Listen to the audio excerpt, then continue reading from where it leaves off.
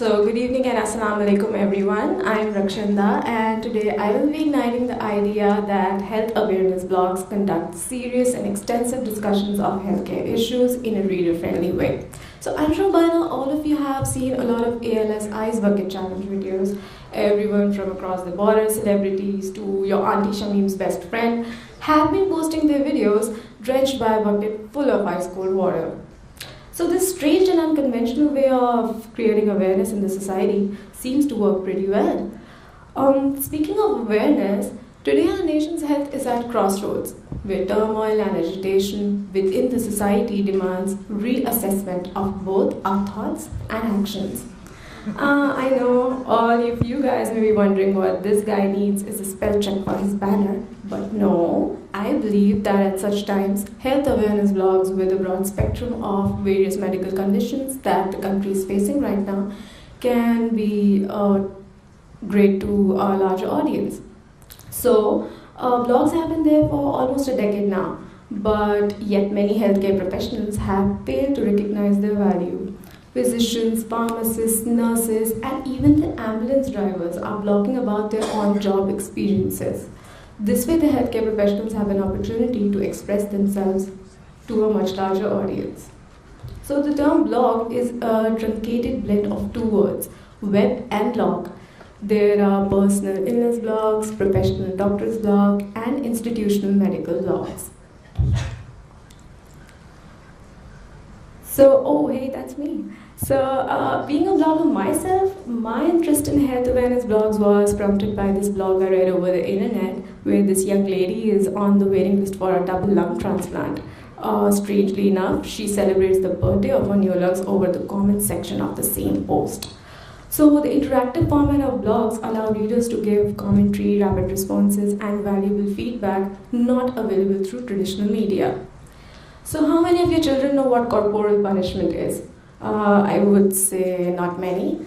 But since blogs are increasing the visibility of various medical issues, this is contributing to the concept of straight talk about medical conditions.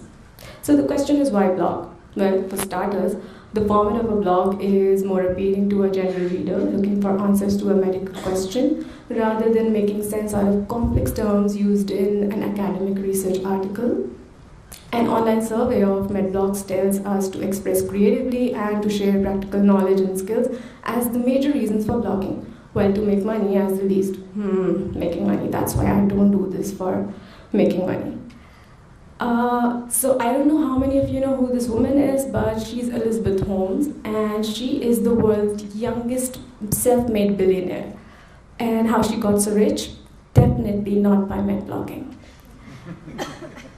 So I don't know why being famous was not in that list of the survey, but hey, Tahir Shah, the great Tahir Shah, tried to add me on LinkedIn. Why? Because I do med blogging. So you can be that famous too.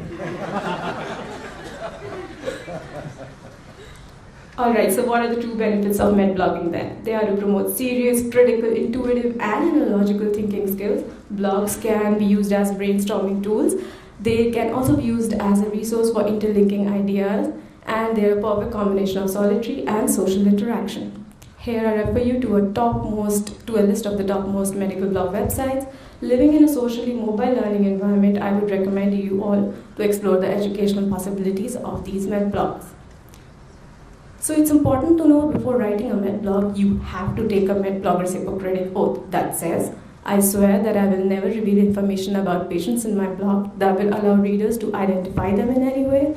If I blog under a pseudonym, I will inform readers of my correct credentials and degrees so that they may assess my expertise. If I write a controversial health statement, I will provide readers with adequate citations. I will state my opinions with passion and conviction, but I will not undermine the dignity of my profession. So whether you're a nutritionist, nurse, pharmacist, or just a healthcare assistant, if you are passionate about what you do, the world is waiting to hear your stories and to share your experiences, because you never know who you are helping. Helping is our creed.